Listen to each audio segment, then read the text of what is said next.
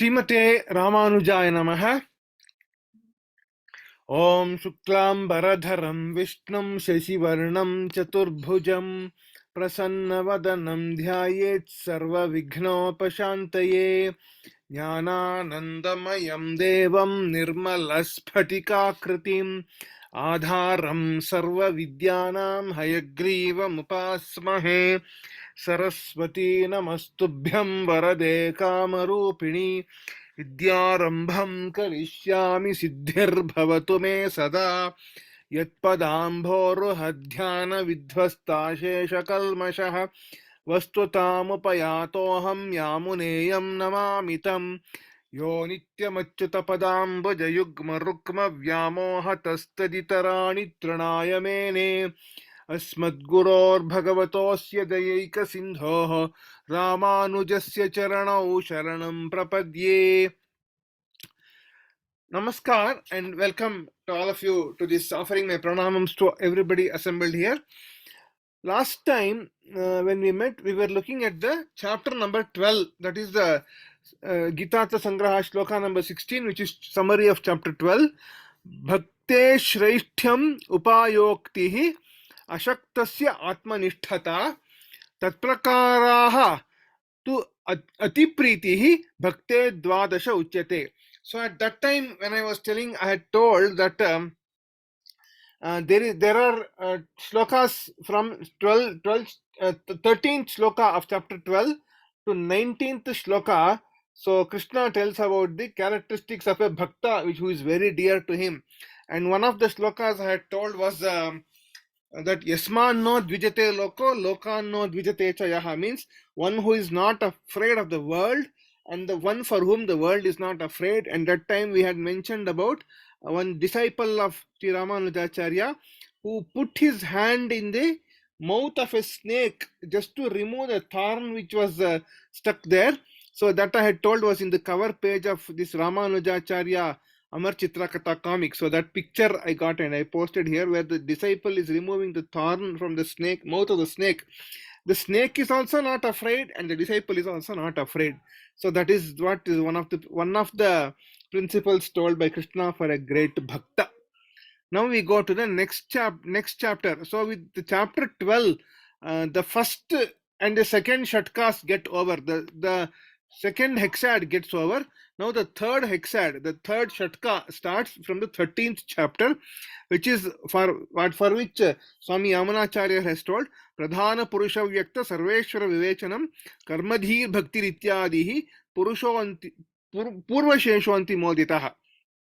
So we enter the 13th chapter, which is Kshetra Kshetrajna Vibhaga Yoga, which is having 34 shlokas, or sometimes in some of the books it has 35 shlokas.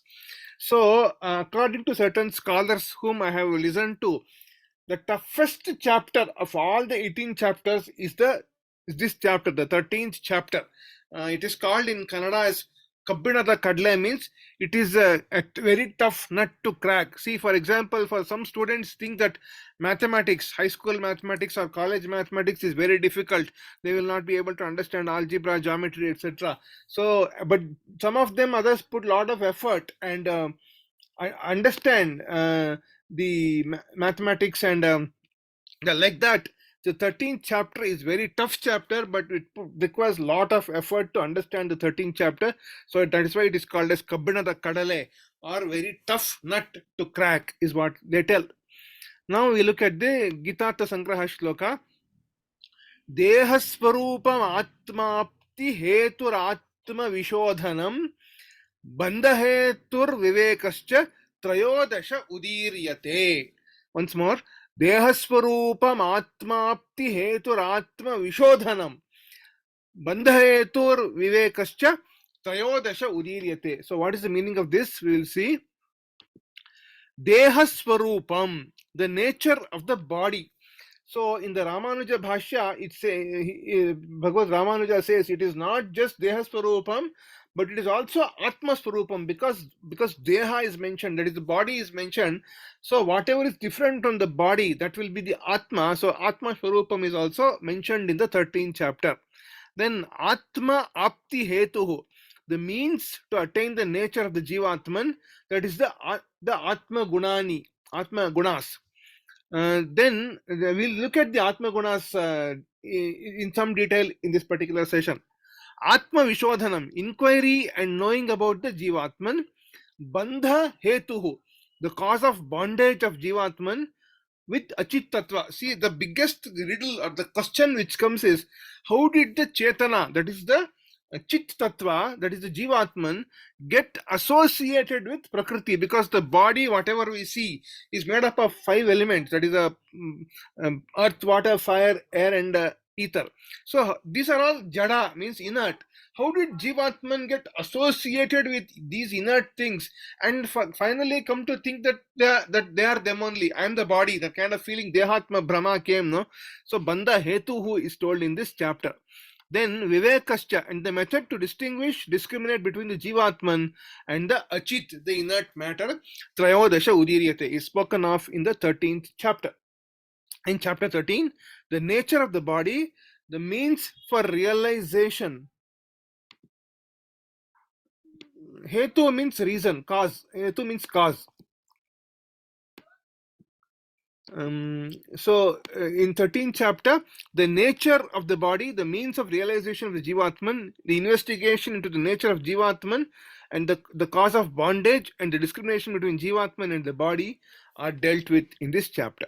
So as I told you, this is a very difficult chapter, and Sri Yamunacharya, especially for the second shloka of this chapter, he has given a very detailed commentary which has a lot of Vishishtadvaita, almost a summary of Vishishtadvaita. So Sri Yamunacharya in his Bhashya, in the 12th shloka of second chapter, that is 2.12, and in 13.2, that is 13th chapter, second shloka, he gives very, very detailed commentary in the Bhashya. So if we study those two part commentaries, I mean studying and understanding those two big paragraphs in the commentary is itself an exercise. It will take several days to understand what is written there. We will not go into so many details because we have only half an hour.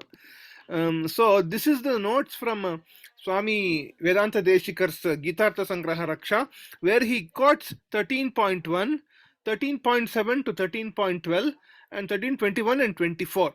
So what we will do is we will see 13.1, the Bhashya by Yamunacharya, then 13.7 to 13.12, where the Atma Gunas are mentioned, and 13.21 we will see in this particular session now. So first, at the beginning of the chapter in 13.1, Yamunacharya writes, Tatra tavat trayodashe dehatmanoh swarupam. Deha and Atma swarupa. Deha swarupa and Atma swarupa. The essential nature of the Deha, the body, and essential nature of the Atman. Those are told. Deha yathatmya shodhanam. That means the means to identify the essential nature of the body, how to know the real nature as it is. Deha Yukta Atma Prapti Upayaha, and the means to know the Atma, the Jivatma, who is different and distinct from the body. Then Vivikta Atma Swarupa Shodhanam, and then Shodhana means going and realizing the soul, how the way to realize the soul. Then Tatha Vidhasya Atmanascha Achit Sambandha Hetu, the Hetu, the cause for connection, the relationship, the almost inseparable, it looks inseparable relationship between Jada and Jiva, means Chetana and Achetana. So the Hetu, the cause for that Sambandha, the relationship which came between Jada and Chetana, Tataha Viveka Anusandhana Prakaraha. Viveka, the distinction between, how to differentiate between Jada and Jiva, Jada and Chetana, is what is told in the 13th chapter. That is what Sri Ramanuja tells in the beginning of the 13th chapter in the Bhashya. Now, the shlokas number 13.7 to 13.12, those are very important shlokas. Actually, in Chennai, there's a Swami called Swami Paramarthananda, who is a disciple of Swami Dayanand Saraswati in the Advaita Siddhanta, and he has given a lot of discourses. A lot of discourses you can find on the archive, and he comes to Bangalore once or twice a year and gives discourses in 2 or 3 places in Bangalore. And I used to attend some of those discourses at some point of time. So one of the discourses he has given, the CDs are also get sold in that particular session. So one CD I bought was. Arsha Bonini website, yeah. So one CD I bought was what is called as Value of Values. He has spoken for I think 10 hours on the shlokas 13.7 to 13.12. Only 20 Atma Gunas are mentioned in that shloka. For 10 hours he has spoken on these 20 Atma Gunas. So that is the importance which is given to these Atma Gunas. So we'll look at only a glimpse of that in the next 15-20 minutes. So what does Ramanujacharya give as a preamble to shloka number 13? Shloka number 7 we'll see. Atha kshetra karyeshu atmajnana sadhanataya upadeyaha gunaha prochante. For example, if a person wants to enter a degree college, he has to finish a 12th grade. Means he has to finish up to 12 years of education. 10 years primary plus 2 years intermediate education. Before that, he cannot get entry into college, degree college. In the same way, if the person has to realize get to know how to realize the Atman, these 20 gunas, 20 Atma gunas have to be understood, have to be implemented, anushtana in their life. That's what is mentioned. So these 20 Atma gunas we have to know. So I give you the list of those 20 Atma gunas here. Amanitvam, Adambhitvam, Ahimsa, Kshantihi, Arjavam, Acharya Upasanam, Shaucham, Sthiryam, Atma Vinigraha, Indriyartheshu Vairagyam, Anahankara, Janma Mrityu Jara Vyadhi Dukkha Dosha Anudarshanam, Asaktihi, Anabhishvangah Putra Dara Grihadishu, Ishta Anishta Upapatishu, Nityam Samachittatvam, Mai Ananya Yogena, Avyabhicharini Bhaktihi, Vivikta Desha Sevitvam, Jana Samsadi Aratihi, Adhyatma Jnana Nityatvam, and Tattva Jnana Artha Darshanam. Even adopting one or two Atma Gunas as mentioned here is a very difficult and very voluntary, means we have to be always alert. That kind of Atma Gunas these are mentioned. So without this, these are prerequisites, as I told you. We'll look at whatever Sri Ramanujacharya writes about each of these Atma Gunas in whatever time is left for us. Amanitvam is Utkrishta Janeshu Avadhirana Rahitatvam, means not disrespecting people who have eminence. Then Adambhitvam means dharmikatva yashah prayojanataya dharmanushtanam dambha. See, dambha means practicing rituals for the sake of getting fame as a very virtuous person. We see so many people who offer something in charity or doing some homa, doing some puja and taking a photograph and pasting it on Facebook or Instagram or whatever and saying, oh, I did this, I did that. That's all called dambha.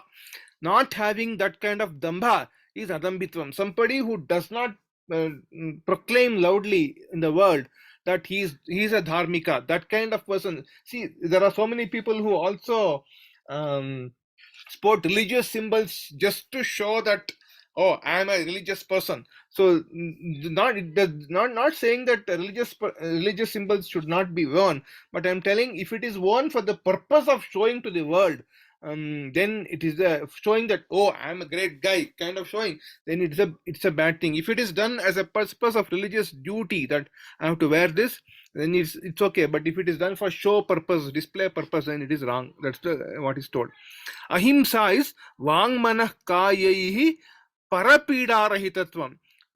See, not harming others through speech, thought, and body. A person may be non-violent, he may not be injuring anybody by means of his actions, but if his thoughts are also bad, if in his thought he has killed somebody or injured somebody, then that is not ahimsa, that becomes himsa. So a person has to be ahimsa in speech, thought, and body. Keep being a ahimsa, being a person without violence in the thought is very, very difficult thing. Kshantihi paraihi pidyamanasya api tan prati avikrita chittatvam, means kshanti means we have the nature of forgiving even those people who have done harm to us. Kshanti means even when getting tormented by others, being unchanged in mental disposition towards them, not having a feeling of ill feeling towards them. But as I told in the 11th chapter, the last sloka, the 55th sloka of 11th chapter, if somebody takes 10,000 rupees from us as a loan and does not repay after so many years, then instead of getting tension, instead of calling them every day and asking them, whatever we have to do is, oh, in the previous janma he had given me 10,000 rupees and I am just repaying the 10,000 whatever he has given me. So if that kind of feeling is there, then there will be no problem. That is what is kshanti. Then arjavam is paran prati vangmanakaya pravritti nam ekarupata, means being uniform in the speech, mind and body, which means whatever he thinks in the mind, he will tell in his speech. Whatever he tells in his speech, he will do in his action. So he will not have one thing in mind and do another thing in speech and do another thing in action. That is not called arjavam. Arjavam also comes in the 16th chapter. Being equal in speech, mind and body is called arjavam. Next, acharyopasanam. Acharyopasanam means atma jnana pradayini acharye pranipata pariprashna sevadi niratatvam. So Swami Paramarthananda tells clearly in that particular lecture series, whatever I told you. So what he says is, some of us say that I don't want an acharya and those kind of things. I'll take an acharya who is long passed away, who is not alive today. So those things are not allowed, is what he says. You have to have an acharya who is living, and you have to do pranipata, pariprashna and seva. Means pranipata means we have to bow down to him, means we have to listen to what he says and we have to offer respect to him. And pariprashna, we have to ask proper questions to that acharya. Whatever doubts are there, those clarifications have to be made.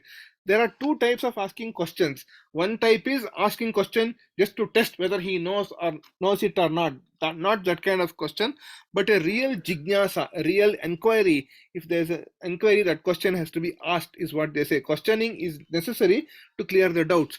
Next, performing service, seva, that is performing service to that acharya. Those three things have to be done for the acharya. Acharya is important, is said. Shaucham is atmajnana tat sadhana yogyata manovakaya gata shastra siddha, means attaining the right maturity of mind, speech and body for acquiring the knowledge of the self by means as established in the shastra. Which means, one example is, we see people in the daytime they are very religious, but in the evening they go to places of bad repute. So that kind of thing is not allowed. Shaucham means he should, in the action at all points of time, the person should be having the right maturity of mind as established in the Shastras. At all 24 hours in the mind, speech and body, he has the right maturity, is Shaucham. In Shaucham, last time we saw that a person should clean the mind, and Srimati Hema had told that Sri Rangapriya Swami has said that we have to recite the Dvaya mantra whenever the mind, we feel that the mind has become impure. So that is also one of the things. Stairyam, adhyatma shastra udite arthe nischalatvam. This thing is called as shraddha in some of the Siddhantas, having unshakable belief and faith in the words of the Acharya and in words of the Vedas, the Shastras. The person should not have doubt in the Acharya Vachana, Acharya Vani, and in the Shastras. So that is Stairyam, means firmness. Next, Atma Vinigraha, Atma Sparupa Vyatirikta Vishayebhyaha Manasaha Nivartanam, means turning the mind away from everything other than contemplation of the nature of the Atman, not engaging in worldly kind of pursuits. We see so many people say, I have passion for something, I have passion for programming, Java, whatever, those kind of things. Okay, let them be there for the livelihood. But a person who is a serious mumukshu should have Atma Vinigraha, have passion only for the Atman, only for receiving for attainment of the Atman. So that is Atma Vinigraha. Next, Indriyartheshu Vairagyam. means Atma Vyatirikteshu Vishayeshu Sada Sadoshataanusandhanena Udvejanam means all the objects of the which are sense objects, whatever we see in our eyes, whatever we hear in our ears, whatever we taste, whatever we touch, or whatever we smell, all of them have some kind of defect in them. None of them is 100% perfect. None of them is 100% good, correct. So that kind of introspection has to be done with every object. Even if the costliest iPhone, whatever is there, it will also have a particular life. After 2 or 3 years, 4 years, it will not start working. So it is also having a defect in it. So having Indriyateshu Vairagyam, not desiring the experience of the object of the senses, means fearing everything other than the Atman through continuous thought that they are all associated with some kind of defect. Anahankaraha, anatmani dehe, atmabhibana rahitatvam. See, the most important thing which even I have read in the Madhva Siddhanta Bhashya is that we have to get rid of the abhimana. Abhimana means the feeling of me and mine. Nanu, Nannadu, Nanu, Ennudaya, Vastuhal. And the Madri feeling we have to get rid of. Anahankara, not having the idea of wrong idea of self in the body, which is not the self. So that means that none of my possessions are really mine.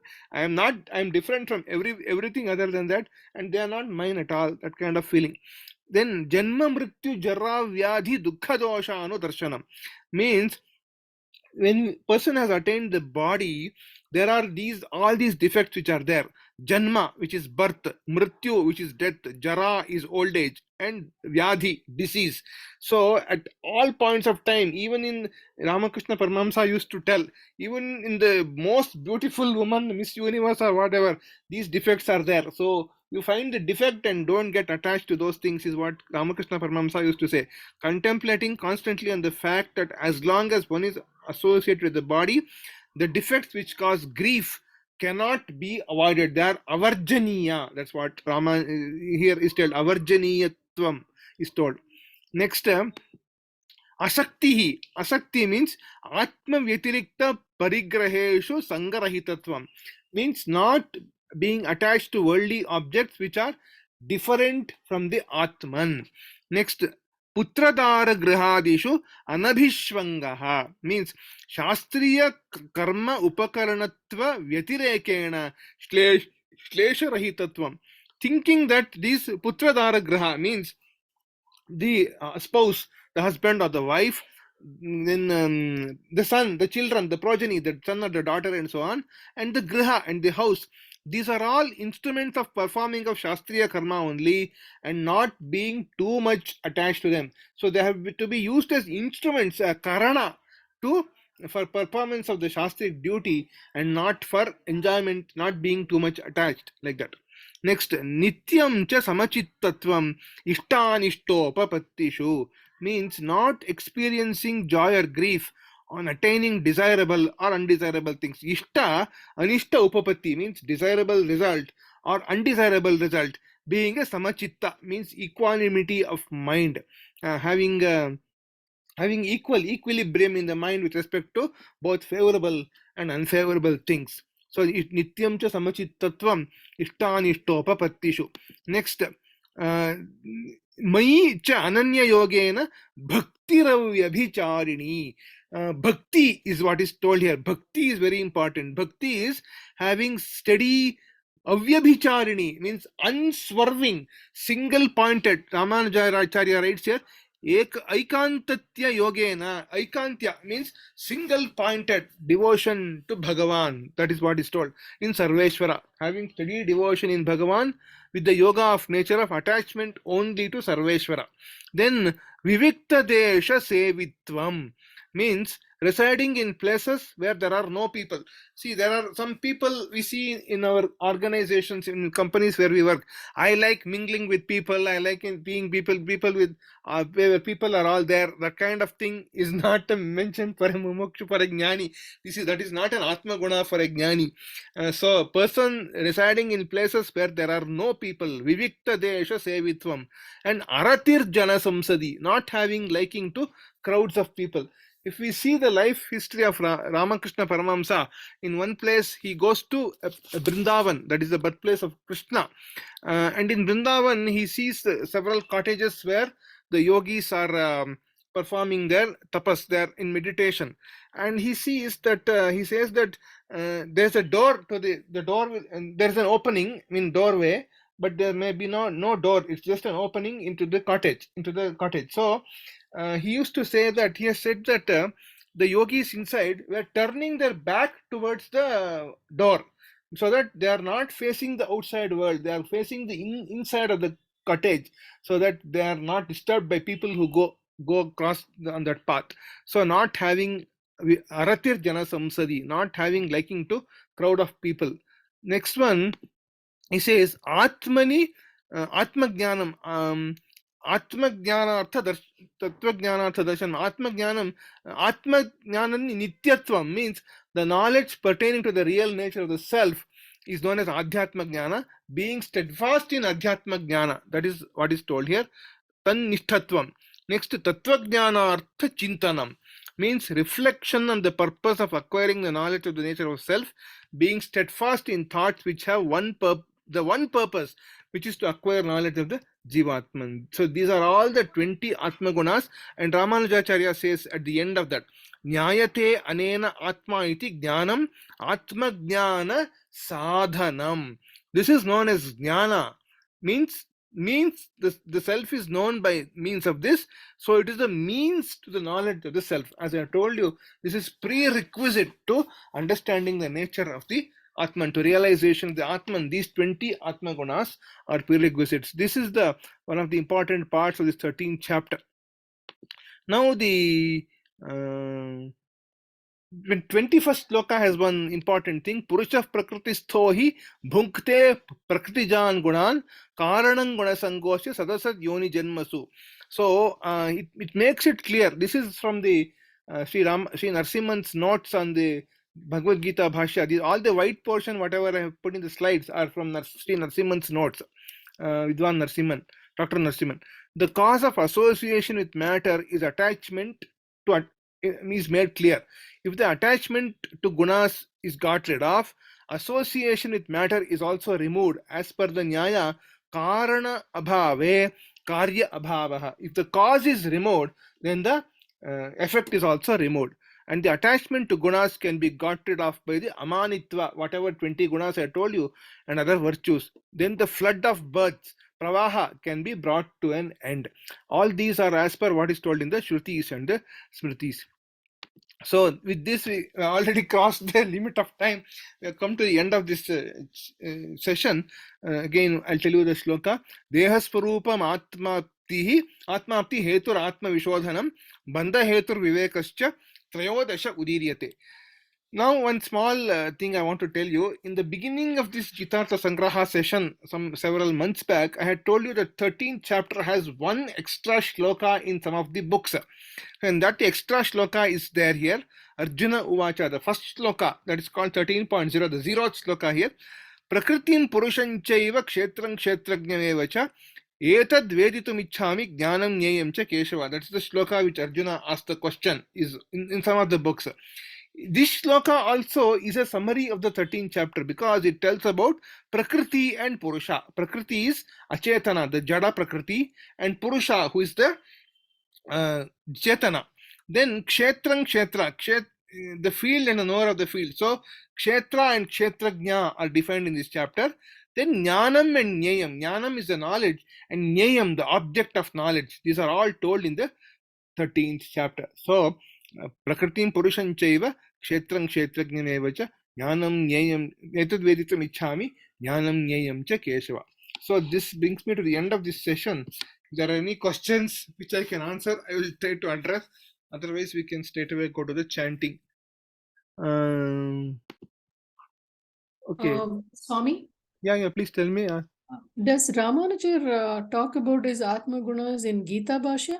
Gita Bhashya, I told you, this is all from the Gita Bhashya only. Whatever I showed is from the Gita Bhashya only. Okay, thank you, Swami. Okay, yeah. We'll close. I'll tell the final Mangala Shloka.